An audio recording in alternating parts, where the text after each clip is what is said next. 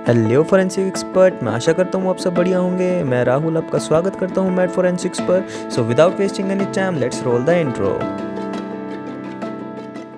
तो अभी हमारी बेसिक ऑफ फोरेंसिक साइंस की सीरीज़ चल रही है, जिसमें हम आज पढ़ेंगे हिस्ट्री ऑफ फोरेंसिक साइंस। इससे पहले मैं आपको फोरेंसिक साइंस होती क्या है और उसके अंदर क्या क्या फील्ड्स होती हैं और जॉब अपॉर्चुनिटीज़ पढ़ा चुका हूँ। और दूसरी वीडियो थी जो मेरी, वो थी लॉज ऑफ फोरेंसिक साइंस। और आज हम कवर करने वाले हैं हिस्ट्री ऑफ फोरेंसिक साइंस, वो भी काफ़ी ज़्यादा डिटेल में। पर इस वीडियो को स्टार्ट करने से पहले प्लीज़ इस वीडियो को लाइक कर दीजिए, चैनल को सब्सक्राइब कर दीजिए। तो चलिए फिर बिना किसी देरी के स्टार्ट करते हैं हमारा आज का टॉपिक। तो आज हम एक तो एंशिएंट हिस्ट्री कवर करने वाले हैं और मॉडर्न हिस्ट्री कवर करने वाले हैं। मैंने सोचा था स्टार्टिंग में कि इंडियन हिस्ट्री मैं इसी में ऐड कर दूंगा, पर वो वीडियो काफ़ी लंबी हो जाती, तो उसको हम एक अलग वीडियो में पढ़ेंगे, वो भी काफ़ी ज़्यादा डिटेल के अंदर। तो चलिए इस वीडियो को स्टार्ट करते हैं। तो हम सबसे पहले कवर करेंगे एंशिएंट हिस्ट्री। तो जो क्राइम है ना, वो इस दुनिया की शुरुआत के साथ ही पैदा हो गया था। मतलब जैसे अच्छाई होती है ना, तो बुराई भी होती है। तो ऐसे ही जब दुनिया बनी थी ना, तो उसी के साथ साथ ना क्राइम, अपराध भी ना साथ में ही आया था। ऐसा नहीं है कि क्राइम अभी बढ़ने लगा है या फिर अभी ही पैदा हुआ है। क्राइम पहले भी था और आज भी है। और हमारे जो एंसेस्टर्स थे ना, मतलब जो हमारे पूर्वज थे, वो पहले भी फोरेंसिक साइंस का यूज़ कर चुके हैं, पर हालांकि उन्हें पता नहीं था, इतनी नॉलेज नहीं थी फोरेंसिक साइंस की। पर वो पहले भी काफ़ी सारी टेक्निक्स यूज़ करते थे, जो हम फोरेंसिक साइंस में आज भी यूज़ करते हैं, जाने अनजाने में। तो एंशिएंट हिस्ट्री में जो फोरेंसिक साइंस का जो पहला रिकॉर्ड है ना, वो है 44 बीसी के अंदर, जिसमें जो ब्रूटस एंड केशियस थे, वो एक रोमन सेनेटर्स थे। जो मतलब रोमन सेनेटर्स वो होते हैं जो किंग के एडवाइज़र होते हैं। तो उन्होंने क्या किया था, जूलियस सीज़र के अंदर है ना, काफ़ी सारी तलवारें घुसा दी थी। मतलब एक ही तलवार को बार-बार घुसा दिया था और उसमें मार दिया था। तो उस टाइम पे क्या हुआ था, एक एंटिस्टियस नाम का इंसान था, जो वहाँ का फिज़िशियन था, दवाइयों वगैरह का काम करता था। तो उसने क्या करा, उस टाइम पे ऑटोप्सी परफॉर्म करी। तो उसने क्या पाया कि इसको है ना 23 बार स्टैब किया गया है, 23 वुंड है उसके पूरे, मतलब शरीर में 23 घाव हैं। तो लेकिन जो वो मरा है ना, वो सिर्फ़ एक स्टैब की वज़ह से मरा है, जो कि उसकी छाती में था, मतलब जो उसके हार्ट के पास था। और जो ये जो फर्स्ट रिकॉर्ड है ना, और ये बहुत पुराना है, मतलब 2000 साल पहले का रिकॉर्ड है। और हाँ, ये जो कंटेंट है ना, ये पढ़ने नहीं वाला, क्योंकि ये वीडियो काफ़ी लंबी हो जाएगी। मैं उसको सिर्फ एक्सप्लेन करूँगा। अगर आपको ये पढ़ना है ना, तो आप इस वीडियो को पॉज़ करके पढ़ सकते हैं। तो अब हम आ जाते हैं इजिप्ट के अंदर, और इजिप्ट के अंदर पाई जाती है ममीज़। तो एज़ अर्ली एज़ 3000 बीसी, मतलब 3000 बीसी के आसपास जो इजिप्शियंस ने ना अपने जो लीडर है या फिर राजा कह लो, उनकी जो बॉडी को है ना प्रिज़र्व करना स्टार्ट कर दिया था। तो पहले वो क्या करते थे, पहले उसको काटते थे, उसके अंदर से ऑर्गन को निकाल लेते थे और फिर उसकी बॉडी को किसी टोम के अंदर अच्छे से प्रिज़र्व कर लेते थे। तो ये जो ऑटोप्सी का जो प्रॉपर, मतलब जो प्रॉपर ऑटोप्सी है ना, वो यहीं से इज़ाद हुई है। और आज भी जो हम फोरेंसिक साइंस के अंदर ऑटोप्सी करते हैं ना, मतलब वैसे तो मेडिकल का पार्ट है, पर जो हम पढ़ते हैं ना ऑटोप्सी, वो यहीं से इंस्पायर की गई है। और ये जो उनके लिए, इजिप्ट वालों के लिए ये चीज़ है ना, एक रिचुअल होता था, ठीक है? धर्म की बात थी उनके लिए। और मम्मीफिकेशन उन करते क्यों थे वो? ये इसलिए करते थे क्योंकि वो सोचते थे कि मरने के बाद भी ना एक आफ्टर लाइफ है। मतलब जो हम बोलते हैं ना, जन्नत है, या फिर नर्क में जाएगा, या फिर जन्नत में जाएगा। तो यही बात है, वो भी यही समझते थे, और वो समझते थे कि उसके लिए ना बॉडी का सही सलामत रहना बहुत ज़रूरी है। इसलिए ना वो उस बॉडी को प्रिज़र्व कर लेते थे, और आज हम उसको बोलते हैं मम्मी। और ये तो है ही कि आज की जो मॉडर्न ऑटोप्सी है, वो उसी से इंस्पायर हुई है। भाई जब इजिप्ट में डेवलपमेंट हो गई थी ना, उसके बाद आए एंशिएंट ग्रीस लोग। जब उन्होंने मम्मी बना के छोड़ दिए, उसके बाद एंशिएंट ग्रीस लोगों ने अपने लोगों में जब पॉइज़न की, वहाँ पे ना पॉइज़न वगैरह फैलने लग गया कि भाई पॉइज़न से मार दिए। तो उन्होंने ना टॉक्सिन्स वगैरह की एग्ज़ामिनेशन स्टार्ट करी। तो वो है ना डेड बॉडी के अंदर टॉक्सिन की स्टडी करके ना कॉज़ ऑफ डेथ का पता लगा देते थे। तो एंशिएंट ग्रीक लोगों ने ना फोरेंसिक मेडिसिन और फार्माकोलॉजी में बहुत हेल्प करी, मतलब टॉक्सिकोलॉजी में बहुत हेल्प करी है उसकी डेवलपमेंट में। तो उस टाइम के जो फेमस जो ऑटोप्सिस्ट थे ना, जो ऑटोप्सी वगैरह करते थे, वो थे एरिस्ट्रेटस एंड हीरोफिलस ऑफ कैक्लेडियोन। और ये किस टाइम पीरियड की बात है? ये है 3rd सेंचुरी बीसी, अलेक्जेंड्रिया की बात है। तो उस टाइम पे एंशिएंट ग्रीस लोगों ने ना टॉक्सिन्स की स्टडी करना स्टार्ट कर दिया था धीरे-धीरे। तो एंशिएंट ग्रीस के बाद हम फिर से ना रोमन एम्पायर के अंदर आ जाते हैं। रोमन एम्पायर में अब धीरे-धीरे है ना कोर्ट की डेवलपमेंट होना स्टार्ट हो गई थी कि मतलब कोर्ट सिस्टम कैसे काम करता है। जो अपना आज का जुडिशियल सिस्टम है ना कोर्ट में, कि पहले विक्टिम आएगा, फिर उसके ऊपर कार्रवाई चलेगी, क्रॉस क्वेश्चनिंग होगी, सबूत वगैरह इकट्ठे होंगे। तो ये चीज़ है ना रोमन लोगों ने डेवलप करना स्टार्ट कर दिया था। उसमें भी सबसे पहले जो काम किया था ना वो क्विंटिलियन ने किया था। वो एक रोमन ओरेटर था, मतलब पब्लिक स्पीकर था एक। तो उसने ना एक केस में हेल्प की थी उस टाइम पे। वो हम आगे अगली अगली वाली स्लाइड में पढ़ेंगे कि उसने किस केस में हेल्प की थी, जिसकी मदद से अपना ये जुडिशियल सिस्टम है ना जो आज काम करता है। तो क्विंटिलियन के पास जो केस आया था ना वो आया था related to blood pattern analysis. तो क्विंटिलियन ने ना उस टाइम पे ब्लड पैटर्न एनालिसिस की थी, जबकि आज ये इतनी डेवलप्ड है ये फील्ड। तो उस टाइम एक केस आया था पेरिस पेलमोटस, जिसको हम ट्रांसलेट करके बोलेंगे द वॉल ऑफ हैंडप्रिंट्स।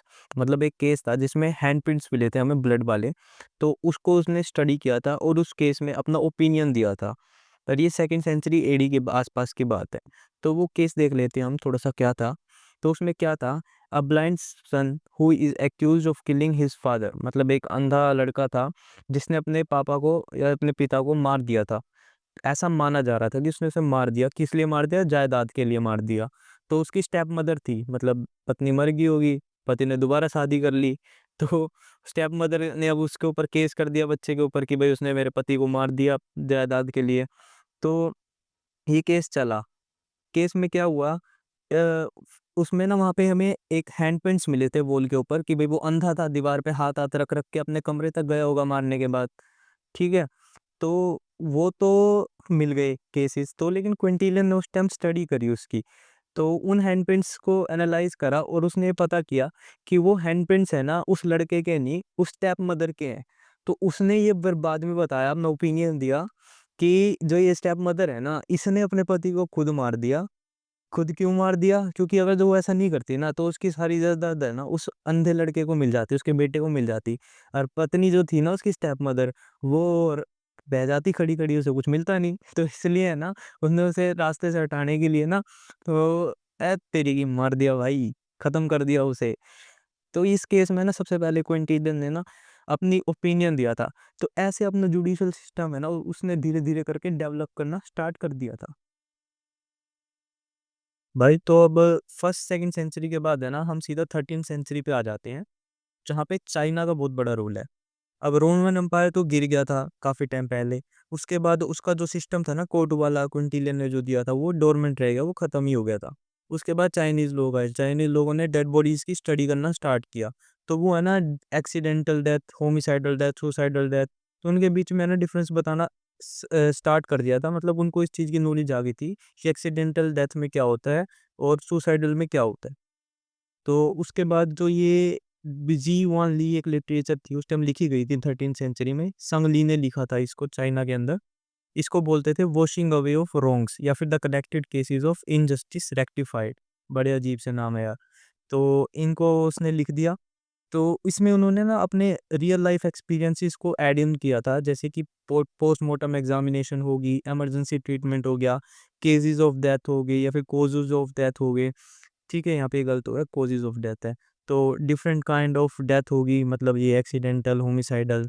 तो इन सब चीज़ों को उसने इंक्लूड किया। तो उसने ये सोचा था कि भाई फ्यूचर में इनजस्टिस ना हो, इसलिए है ना उसने एक किताब ही लिख दी इसके ऊपर, ताकि अपनी नॉलेज को है ना वो आगे पास ऑन कर सके अगली जनरेशन के अंदर। यहाँ पे है ना अपनी हिस्ट्री है ना जो एंशिएंट हिस्ट्री है वो तो खत्म हो जाती है। इसके बाद है ना अब 13th सेंचुरी के बाद अपने पास वो पर्सन आने लग गए जिन्होंने ना प्रॉपर फोरेंसिक साइंस को डेवलप करने के लिए बहुत ज़्यादा हेल्प करी थी। तो आइए उनको हम जान लेते हैं एक-एक करके। तो हम है ना अब मॉडर्न हिस्ट्री की तरफ बढ़ते हैं, जहाँ पे contributors in the field of forensic science आ गए थे। मतलब जिन्होंने मेन हेल्प करी थी ना फोरेंसिक साइंस को डेवलप करने के लिए, वो बंदे अब पैदा होना स्टार्ट हो गए थे। तो सबसे पहले है ना मार्सिलियो माल्फेजी आए थे 1686 के आसपास। तो उन्होंने ना पहली बार फिंगरप्रिंट्स के बारे में बताया था, जो उनकी कैरेक्टरिस्टिक्स थी ना, माइन्यूशियाज के बारे में हम पढ़ते हैं, वो मैं आपको स्क्रीन में दिखा दूंगा, ये सब कैरेक्टरिस्टिक्स होती है, उनके बारे में मेंशन किया था, क्योंकि फिंगरप्रिंट के अंदर ये कैरेक्टरिस्टिक्स प्रेजेंट होती है। लेकिन उसने है ना कुछ भी मेंशन नहीं किया था ऐसा कि उसको पर्सनल आइडेंटिफिकेशन में इस्तेमाल कर सकते हैं। मतलब उसको फोरेंसिक साइंस पर्पस से किसी को मैच करने के लिए इस्तेमाल कर सकते हैं। उसने बस ये बता दिया था कि ये है ना फीचर्स होते हैं फिंगरप्रिंट के अंदर। उसके बाद आए थे कार्ल विलियम्स किली 1775 के आसपास। तो उन्होंने है ना आर्सेनिक पॉइजन को डिटेक्ट करना टेस्ट दे दिया था एक।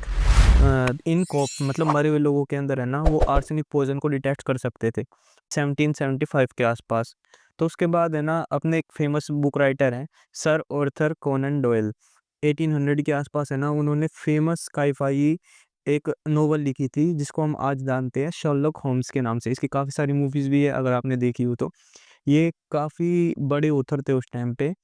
उन्होंने ना फोरेंसिक साइंस को ना सबसे पहली जो पुश मिला ना वो इसी नोवेल की वजह से मिला शर्लक होम्स। क्योंकि उसने है ना ऐसी-ऐसी टेक्निक्स दिखाई उसके अंदर जो कि हमारी फोरेंसिक साइंस को ना काफ़ी ज़्यादा इम्पैक्ट करी। तो उसके बाद है ना अपना मैथ्यू और फिल आ गए 1787 से लेके 1853 के आसपास। तो उन्होंने ना फोरेंसिक टॉक्सिकोलॉजी को डेवलप करने में बहुत हेल्प करी। तो इसीलिए है ना उन्हें फादर ऑफ मॉडर्न टॉक्सिकोलॉजी भी बोला जाता है। ठीक है, वैसे टॉक्सिकोलॉजी या फिर केमिस्ट्री के जो फादर है वो है पार्सेलियस। तो नेटिव स्पेन मतलब स्पेन से थे वो और एक रिनाउंड टीचर थे फ्रांस के अंदर। तो 1814 के अंदर ओर्फिला ने ना एक पहली ट्रीटाइज मतलब कि एक रिसर्च पेपर लिखा था on detection of poison and their effect on animals. तो मतलब उन्होंने ना पॉइजन डिटेक्शन के मेथड्स लिखे थे एनिमल के अंदर। तो इसने है ना टॉक्सिकोलॉजी को ना काफ़ी ज़्यादा अच्छे तरीके से इम्पैक्ट किया और टॉक्सिकोलॉजी आगे है ना डेवलप करती गई। तो इसलिए उन्हें ना फादर ऑफ टॉक्सिकोलॉजी भी कहते हैं। अब केमिस्ट्री के बाद है ना धीरे-धीरे फिंगरप्रिंट्स में भी डेवलप होनी स्टार्ट होगी। तो फ्रांसिस गैल्टन थे 1822 से लेकर 1911 तक। तो उन्होंने ना एक बुक लिखी थी 1892 के अंदर। तो उस बुक में ना फिंगरप्रिंट्स नाम था उस बुक का। तो उस बुक में ना उन्होंने सब कुछ बता दिया था फिंगरप्रिंट से रिलेटेड और उसका यूज़ भी बता दिया था पर्सनल आइडेंटिफिकेशन में। तो फ्रांसिस गैल्टन है ना काफ़ी इंपॉर्टेंट पर्सन बन जाते हैं जिन्होंने फिंगरप्रिंट के डेवलपमेंट में हेल्प की थी। फिंगरप्रिंट के बाद अल्फोंसो बर्टिलियोन आए मतलब जिन्होंने ना एंथ्रोपोमेट्री का इजाद किया था 1853 से लेकर 1914 तक। ठीक है, बर्टिलियोन ने ना एक साइंटिफिक सिस्टम बनाया था जिससे हम किसी भी क्रिमिनल की आइडेंटिफिकेशन कर देते हैं। तो इसलिए इन्होंने फादर ऑफ क्रिमिनल आइडेंटिफिकेशन भी माना जाता है। तो 1879 के आसपास उन्होंने ना बर्टिलियोनेज दिया था, एक बर्टिलियोन सिस्टम दिया था एंथ्रोपोमेट्री का जिसमें है ना सिस्टमेटिक मेजरमेंट होती है पूरी बॉडी की, चाहे वो लिविंग की हो चाहे वो डेड की हो। पर उन्होंने मेनली लिविंग पे काम किया था उस टाइम पे, इसलिए इसे एंथ्रोपोमेट्री बोलते हैं। तो एंथ्रोपोमेट्री में उन्होंने क्या किया था कि क्रिमिनल्स होते थे ना, क्रिमिनल्स को ना खड़ा करके बिठा के उनकी सारी मेजरमेंट लेना स्टार्ट कर दिया अलग अलग पार्ट की, हेयर कलर वगैरह उनके जो भी फिजिकल फीचर्स है ना उनको नोट डाउन करना स्टार्ट कर दिया ताकि किसी भी क्रिमिनल को ना इजीली आइडेंटिफाई किया जा सके। बाकी हम इसको ना एंथ्रोपोलॉजी वाली वीडियोस में कवर करेंगे पूरा अल्फोंसो बर्टिलियोन के बारे में। जब हिस्ट्री की बात आएगी ना एंथ्रोपोमेट्री की, एंथ्रोपोलॉजी की, तब हम इनके बारे में ना काफ़ी ज़्यादा डिटेल में पढ़ेंगे। अभी के लिए तो बस आप इतना जान लो कि ये फादर ऑफ क्रिमिनल आइडेंटिफिकेशन है। इन्होंने एंथ्रोपोमेट्री दी थी, जो कि मेज़रमेंट का सिस्टम होता है पर्सनल आइडेंटिफिकेशन में। अब एंथ्रोपोलॉजी में डेवलपमेंट होगी, फिंगरप्रिंट में डेवलपमेंट होगी, तो ब्लड रिलेटेड भी डेवलपमेंट होनी स्टार्ट हो गई थी। Doctor Karl Landsteiner and Leone Lattes आए थे 1887 से लेकर 1954 तक। इन 1901 में कार्ल लैंडस्टीनर ने ना एबीओ ब्लड ग्रुपिंग का इजाद किया था। जो हम बोलते हैं ना आज ब्लड ग्रुप मेरा ए पॉजिटिव है, बी पॉजिटिव है, एबी है, एबी नेगेटिव है। तो वो उस टाइम पे कार्ल लैंडस्टीनर ने दिया था 1901 के अंदर। अब नॉर्मल ब्लड से तो हम कर सकते थे ब्लड ग्रुप, लेकिन डॉक्टर लियोन लैटिस थे, एक प्रोफेसर थे institute of forensic medicine at the university of Turin in Italy.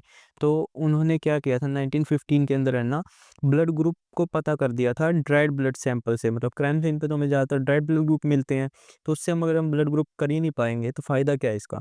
तो उन्होंने है ना लियोन लैटिस ने ना ब्लड ग्रुप को आइडेंटिफ़ाई किया था ड्राइड ब्लड स्टेन से, उसकी प्रॉपर टेक्नीक दी थी। तो उसको है ना उस टेक्नीक को ना इमीडिएटली ही अप्लाई कर लिया गया था क्रिमिनल इन्वेस्टिगेशन में। इनका बहुत बड़ा हाथ है ब्लड ग्रुप की आइडेंटिफ़िकेशन में। उसके बाद आए थे अपने केल्विन गोडार्ड 1951 से 1955 तक। एक वो यूएस आर्मी के कर्नल थे, ठीक है? मिड 1920s के आसपास है ना इन्होंने ना कंपैरिज़न माइक्रोस्कोप का एस्टेब्लिश कर दिया था। मतलब ये है ना एक तो बैलिस्टिक वगैरह से रिलेटेड काम करते थे, मतलब गन वगैरह से रिलेटेड काम करते थे। जब बुलेट का कंपैरिजन की बात आती थी ना, फायर आर्म की कंपैरिजन की बात आती थी, तो उस टाइम है ना कंपैरिजन करने में काफ़ी दिक्कत आती थी। तो इन्होंने ना कंपैरिजन माइक्रोस्कोप को ही बना डाला, जिसमें एक ही टाइम पे हम 2 चीज़ों को एक साथ देख सकते हैं। इसकी है ना मैं आपको प्रॉपर फ़ोटो दिखा दूँगा, और कंपैरिजन माइक्रोस्कोप की मेरे पास कोई इमेज होगी ना 2 चीज़ों को कंपेयर करती हुई, वो भी मैं ना स्क्रीन पे डाल दूँगा, जिससे आप अच्छे से समझ पाएँगे इन्होंने क्या किया था। तो अब है ना हम थोड़ा-सा बात कर लेते हैं क्वेश्चन डॉक्यूमेंट के बारे में। तो एल्बर्ट एस ओसबोर्न 1858 से लेकर 1946 तक, तो इन्होंने है ना एक क्वेश्चन डॉक्यूमेंट बुक लिखी थी, उसका नाम ही क्वेश्चन डॉक्यूमेंट था। तो और उस बुक के अंदर इन्होंने सारी की सारी कैरेक्टरिस्टिक्स के बारे में बता दिया था, हैंड राइटिंग के बारे में। और ये काफ़ी फेमस बुक है, जो आज भी इस्तेमाल की जाती है अगर जो कोई भी क्वेश्चन डॉक्यूमेंट को पढ़ता है अच्छे से। तो इनका काफ़ी बड़ा योगदान है क्वेश्चन डॉक्यूमेंट के अंदर, क्योंकि इनकी ही वजह से आज की जो क्वेश्चन डॉक्यूमेंट की जो फील्ड है ना, वो काफ़ी ज़्यादा डेवलप्ड है। उसके बाद हैंस ग्रोस आए थे 1847 से लेके 1915 तक। इन्होंने 1893 के अंदर है ना एक ट्रीटाइज़ लिखा था, मतलब एक आर्टिकल लिखा था, जिसमें उन्होंने एप्लीकेशन ऑफ साइंटिफिक डिसिप्लिन बताया था क्रिमिनल इन्वेस्टिगेशन के अंदर। मतलब इन्होंने ये बताया था कि जो हमारी जो साइंस है ना, नॉर्मल साइंस है, उसको हम कैसे इस्तेमाल कर सकते हैं क्रिमिनल इन्वेस्टिगेशन में। मतलब यहाँ से ही फोरेंसिक साइंस का मेन आना स्टार्ट हुआ था काम। तो इन्होंने ये बोल दिया कि साइंस को अप्लाई करेंगे क्रिमिनल जस्टिस सिस्टम में, यही हमारी फोरेंसिक साइंस की भी डेफिनेशन है। तो वो एक पब्लिक प्रोसिक्यूटर थे, एक जज थे इन ग्रास ऑस्ट्रिया, ऑस्ट्रिया के अंदर, ठीक है? उन्होंने काफ़ी ज़्यादा साल स्टडी करी इसके बारे में, प्रिंसिपल ऑफ क्रिमिनल इन्वेस्टिगेशन को लेके। मतलब उन्होंने ना अपना सारा टाइम, काफ़ी सारा टाइम है ना, सिर्फ़ क्रिमिनल इन्वेस्टिगेशन को ही स्टडी करने में लगा दिया कि वो कैसे साइंटिफिक मेथड को अप्लाई कर सकते हैं क्रिमिनल इन्वेस्टिगेशन के लिए। तो हमारे इस वीडियो के जो आखिरी कंट्रीब्यूटर है, वो है एडमंड लोकार्ड, 1877 से लेकर 1966 तक।